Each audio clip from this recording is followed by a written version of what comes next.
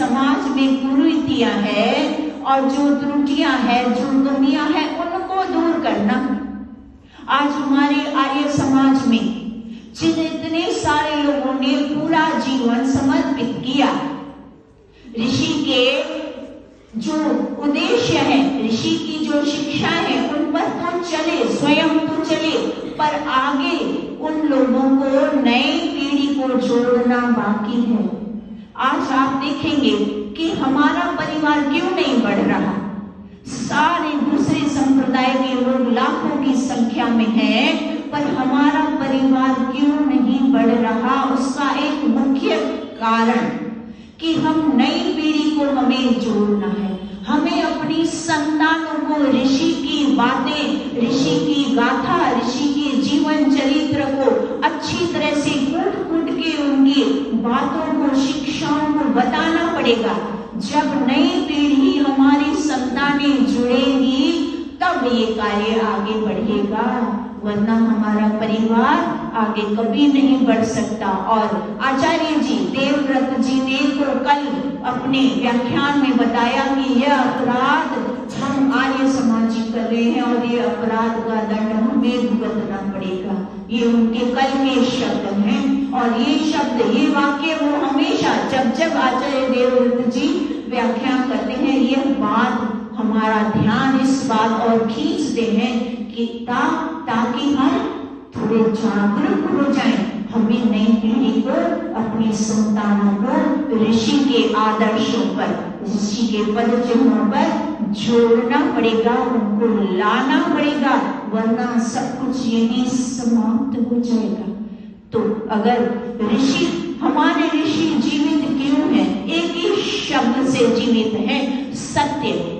उनके जीवन में सत्य कूट के भरा था, सत्य की शोध की और सत्य की खातिर शहीद हुए। हम भी उस सत्य को स्वीकार करें, ये सत्य है। हम अपने संतानों को, नई पीढ़ी को नहीं जोड़ पा रहे हैं, हमें अपने संतानों को जोड़ना है, ताकि ऋषि का यह जो संदेश, ऋषि ने यह सुंदर आर्य समाज की स्थापना इसीलिए की थी कि ये जो सारा जीवन वेदों की, उन्होंने क्या किया, वेदों की ज्योति को जलाया ना, तो ये वेदों की ज्योति कब जलती रहेगी? जब हम आगे अपने लोगों को जोड़ेंगे नहीं, तो हमारे बाद क्या?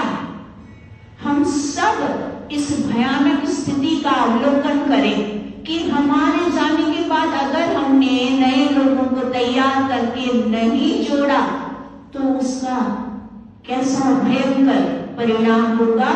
वो हम सब विद्वज्जन हैं, हम सब बुद्धिजन हैं, हम सब बुद्धिमान हैं, हमें इसका खामियाना दंड भुगतना पड़ेगा। हम दंड ना होंगे, इसीलिए हम जागरूक हो जाए। इसमें सारे लोगों का, नारियों का भी बहुत अधिक महत्वपूर्ण इसमें कार्य योगदान देना है।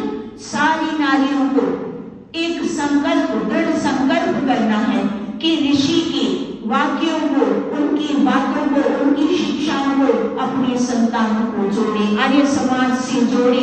आर्य समाज में कम से कम सप्ताह में छुट्टी के दिन, रविवार के दिन सब जुड़ के परिवार सहित आए और ऋषि के बातों को, और देखिए फिर आपके परिवार में कितना परिवर्तन, ऋषि की एक एक बात से कितना लाभ प्राप्त होता है। गुरुकुलों की जो शिक्षा समाप्त हो चुकी है, हमें गुरुकुलों की प्रणाली को वापस अच्छी तरह से, गुरुकुलों में क्या हमारे बच्चे नहीं जाएंगे तो दूसरों के बच्चे, गरीब बच्चे जो जाना चाहते हैं, उनको शिक्षा प्रदान कराएं। एक एक व्यक्ति, एक एक बालक को हम उसकी जवाबदारी ले लेंगे, इसकी सारा खर्चा आदि, उसका पूरा दायित्व एक एक बच्चे का। अगर अपना संतान नहीं जा पाती तो दूसरे किसी की संतान को गुरुकुल में भेजें, जब तक ये